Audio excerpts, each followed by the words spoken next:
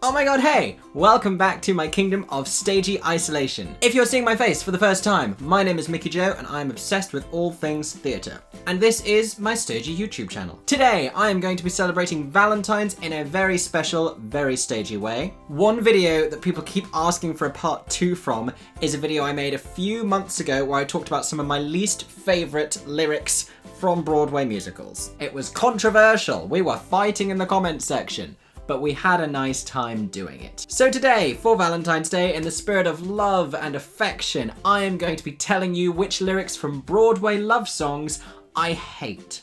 It's no shade to the composers, but these are probably the worst lyrics in theatre.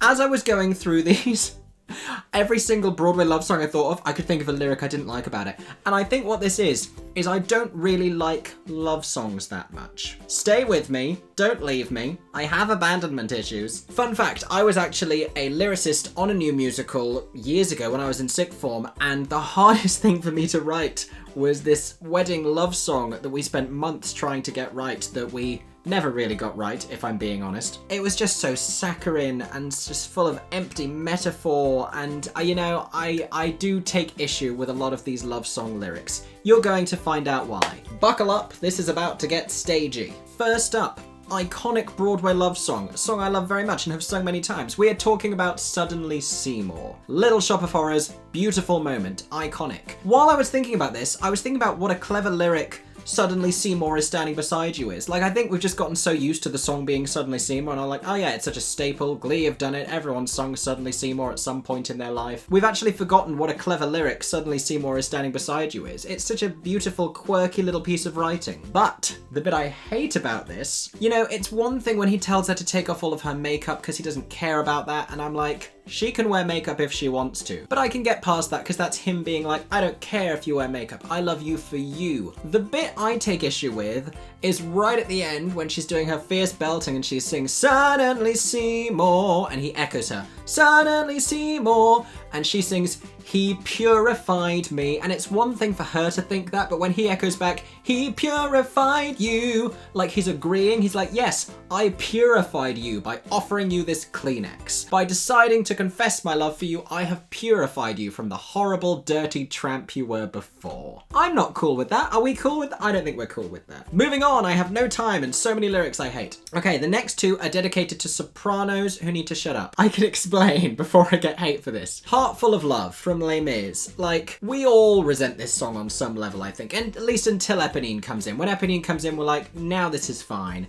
But when it's just Marius and Cassette, it's just dull. I don't think I've ever met anyone who realistically roots for their relationship. And it's not Cassette's fault that she's a whiny, uninteresting girl, She can't help that. But it's all these lyrics at the beginning where he's just like saying fairly standard romantic things trying to show his affection, and she's just weirdly shooting them all down. He goes, Cosette, I don't know what to say. She goes, then make no sound. Whatevs, don't mean anything to me. Like she's doing weird Tinder banter. He follows up with, I am lost, which, fairly romantic thing to say. She's like, I'm found. I don't know. And I know she means it in a romantic way. It just, it doesn't come across that way to me. It comes across as just snarky. Why is she snarky? Why so snarky, Cassette? And then she does it again. He says at the end, do I dream? She goes, I'm awake.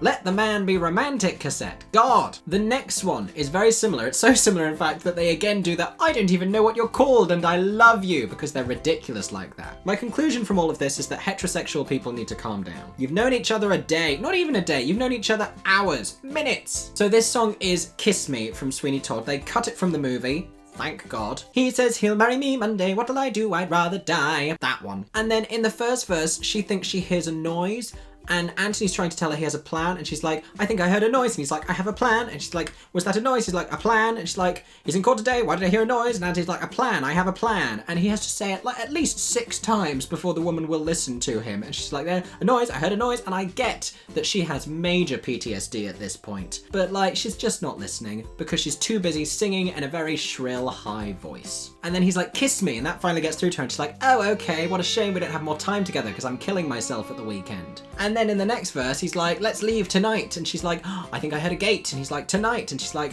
it was the gate. And then he's literally like, you don't have a gate. Shut up. Why are you putting this? I don't even think she wants to leave with him. And the more I think about it, I don't think she really cares for him. I think she sees him as a way out. And these two actually get to the end of the song before they go, love you, even love you, even if I do not know your name. Now bear in mind, Anthony, when he found out her name, he sang an entire song about it. I feel you, Joanna. It's slightly creepy, but it's a nice song. She finds out his name because he's like, Anthony. She's like, Anthony. Da, da, da, da, da, da. She's like, whatevs, carry on. More evidence of the fact that this relationship, one-sided, okay? Doomed from the start, they're never gonna last. My next one is another Sondheim, and I do think Stephen Sondheim has written some of the best, most incredible, most artistic, most meaningful lyrics in musical theatre. This one I don't like. This is from one of his very early shows called Anyone Can Whistle, and there's a duet in this called With So Little to Be Sure Of, which has a very profound message about togetherness and hope and the future. But there's one line, and I used to sing it, and that's why it bugs me. All I'll ever be, I owe you. But when you're singing it practically, it's a little bit Old MacDonald, because it's just a lot of vowels. All I'll ever be, I owe you. Did you hear it? E-I-O-U. All I'll ever be, I owe you. So you can't run it through like that. You have to have an acting moment where you're like, all I'll ever be, I owe you. You have to do like a forced acting moment to get the point across. Stephen Sondheim had a farm, E-I-E-I-O. You. Next one, from Stephen Sondheim to Jason Robert Brown. This is the last 5 years. One person's story goes forwards in time, the other person's story goes backwards in time, about a 5-year relationship. They meet at the middle and sing the most boring song of the show. Don't at me, you cannot disagree with this. He says things like, let's just take life 10 minutes at a time, and so you're together with me when the morning comes. And then she comes in, she's like, I'm often late for things. She makes this metaphor that doesn't really go anywhere. She says, I am not always on time. Please don't expect that from me. I may be late, but if you will just wait, I will be there eventually. But anything other than being exactly on time I can do. Basically what she's saying is, this is the only thing that's wrong with me. If you can put up with this, everything else is fine. She doesn't mention the fact that she'll resent him for his career so much that they will grow distant and cold from each other, but that's not the point. Then it gets really intense because she goes from that nothing of a proposal acceptance to then, I want to be your wife, I want to bear your child, I want to die knowing I've had a long full life. Really intense for a proposal in a park. Calm it down, Kathy. Calm it right down. Next one, Last Night of the World. So when they revived Miss Saigon in London, I loved this production. I saw it like 5 times at the Prince Edward Theatre. They did change a lot of the lyrics that I only realised afterwards when I went back and listened to the original cast recording some more. The original lyric is, on the other side of the earth, there's a place where life still has worth. He's a GI, she's a Vietnamese prostitute. Tale as old as time. That's a good song. But in the revival, he sings to her, on the other side of the earth, there's a place your life will have worth, like, as opposed to the worthless life you're living right now.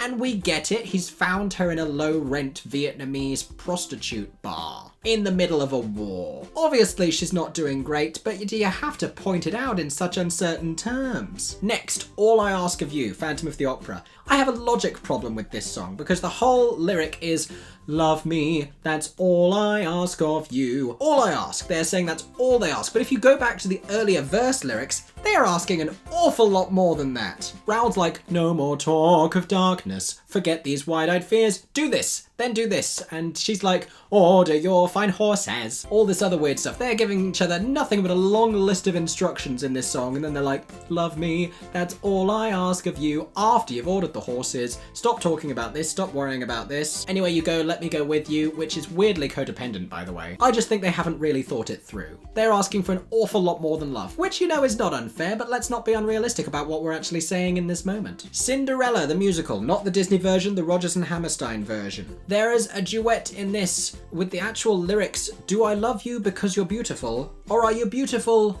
because I love you?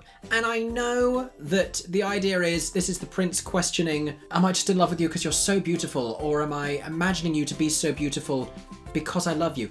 Neither of those are really particularly nice chivalrous questions, saying, do I just like you for your looks, or are you actually ugly but I like you so much I don't mind. Is this okay? This isn't okay. Feel free to discuss this one in the comment section because, you know, it's old-timey and I know it was meant a different way. It just irks me. It just rubs me the wrong way when I hear this song and I actively avoid listening to it for that reason. Next, another Rodgers and Hammerstein, The Sound of Music. Maria and Captain Von Trapp sing, "Somewhere in my youth or childhood, I must have done something good." If you think about it, for more than 3 seconds, somewhere in my youth or childhood, those are the same. I might have had a wicked childhood.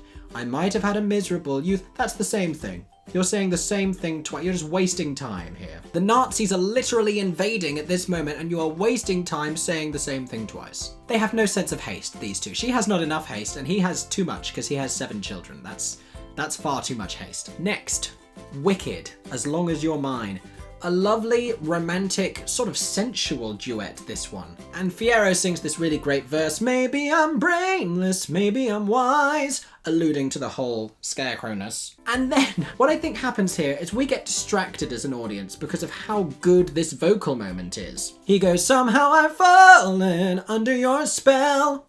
Nice. "And somehow I'm feeling it's up that I fell." That makes no sense. He's fallen under her spell and he's fallen up. Like, if you've fallen under her spell, that's already a good thing. You don't need to say, "But I fell up." Also, can you fall up? The one time I've ever fallen up somewhere, I was falling upstairs on a bus. Like, I fell up the flight of stairs and it still hurt just as much. So it's not better to fall up than to fall down. You're still falling. And he's already saying he fell under her spell, but he fell up to under. How do you fall up under a spell? Just logistically, how does that work? That's my question here. It's the metaphorical equivalent of a hat on a hat is really what this situation is. Next up, and I don't blame the musical for this because it's a jukebox musical, so they didn't write the lyrics. I'm talking about Who Wants to Live Forever in We Will Rock You. This is one of my favourite Queen songs of all time. It's a beautiful song. But when I was thinking about it this morning, there is one lyric that I question. You know, they've sung these beautiful, belty, epic verses. And they get into the bridge and he sings, "Touch my tears with your lips. Touch my tears with your lips." I don't know if you've tried this at home, but I get the sense it's not as romantic as it sounds. Is it like kissing the tear that's rolling down someone's cheek with sort of the weird salty eye water? Or are you literally like going up to someone who's like delicately crying and licking the tears out of their eyes like a dog? That doesn't set a mood. Like, is anyone into that? I don't think anyone's into that. I mean, comment below if you are into that. Maybe you'll find someone else who is in the comment section. Maybe I'm just a matchmaker in all of this. Matchmaker, make me a match with weird tear kinks, I guess. Another one I don't like. Oh, there's so many lyrics I don't like. Jekyll and Hyde. I can't do a terrible lyrics video without acknowledging Jekyll and Hyde. Jekyll and Hyde is like the good name of terrible lyrics because that's their whole thing and they embrace it. Or maybe I just embrace it for them. I don't know. The big, lush romantic duet in this is Take Me As I Am. She sings a line, "Look in my eyes, who do you see there? Someone you know, or just a stranger." But the line they keep singing over and over in this song is, "You know who I am, take me as I am." And everything they've sung up to this point is just like, we know each other better than anyone. And so she's singing, "You know who I am, take me as I am," but she just sang, "Look in my eyes, who do you see there? Someone you know, or just a stranger." Which is it, Emma? Does he know you? Does he not know? What are you trying to say here? This woman is facetious and she can't make up her mind. All of the comments to this are going to be that I take things too literally and I don't understand symbolism, but it needs to make sense. Make it make sense. Oh God, Starlight Express. I haven't even thought about the love songs in Starlight Express, but at the end of the day, you know, it's a train singing a love song to a carriage. So do I even need to talk about it? I'm gonna finish with an unconventional love song, Crazier Than You from the Addams Family, which is fun and poppy, but there are a lot of questionable lyrics in this song. This is Wednesday Addams and her boyfriend, and he's like a normal guy who's trying to convince her that he can be weird too.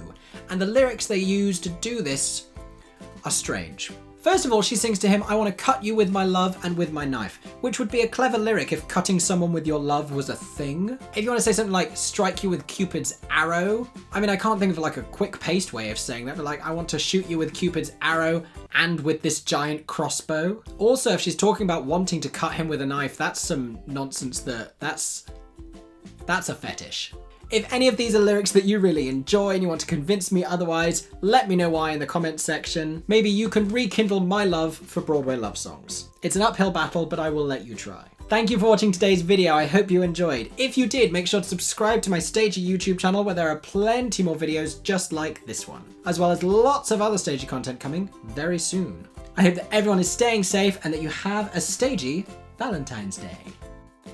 For 10 more seconds, I'm Mickey Joe Theatre. Oh my god, hey, thanks for watching, have a stagey day. Subscribe!